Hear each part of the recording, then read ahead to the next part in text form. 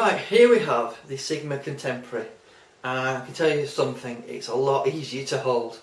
That 1 kilogram makes a big difference. Basically, you've got everything that's on the Sport, also on the Contemporary. The only thing it hasn't got is dust proofing and weather sealing. However, you do have some weather sealing around the actual mount, so it is quite good.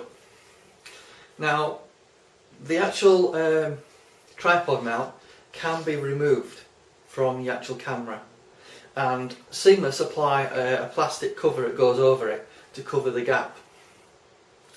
Now, just like the Sport, this has autofocus and manual override, manual focus on there. It also has the same focus limiter on there, such as 10 meters to infinity. It's 2.8 to 10 meters. Now, there is a difference between the Contemporary and the Sport when it comes to its minimum focus distance. Now, on the Contemporary it's 2.8 meters.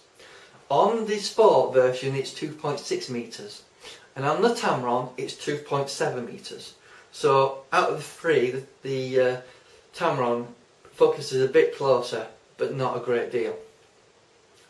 Obviously the Sport, even more so than the Contemporary and the Tamron, but it's also a lot heavier.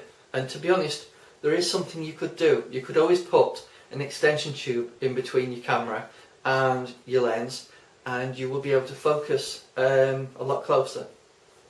Now, like the Sport lens, you do have a custom 2 and custom 1 mode on there. If you get the dock, you can configure the focusing. What I can say is, out of the box, the focusing on this is fine.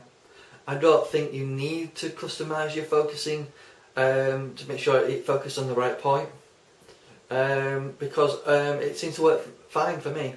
Unlike the Sport, that probably needs to be configured properly. The Contemporary works out of the box and is fine.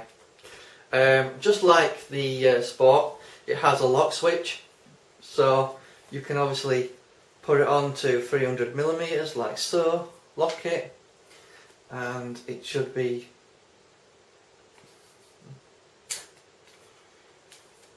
and again it should allow you to unlock it, so it's just a soft switch at 300, but if you put it onto 100, I recommend you unlock it when you want to zoom out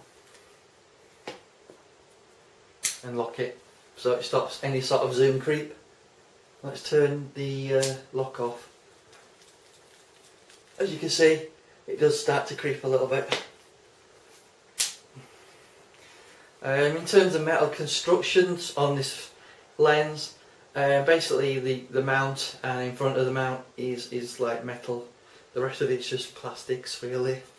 I haven't noticed any problems with the hood being a bit smaller than the Tamron and the Sport version.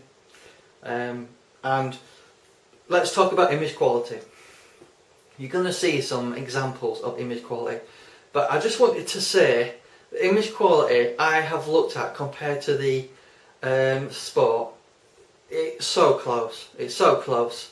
You'll be really hard pressed to know the difference between this and the Sport. You can tell a slight difference comparing this to the Tamron, but it's very slight, and you might not even notice it, to be honest. But I do think it's quite a sharp lens for what it is. This 150 to 600 Contemporary lens, I would certainly recommend it.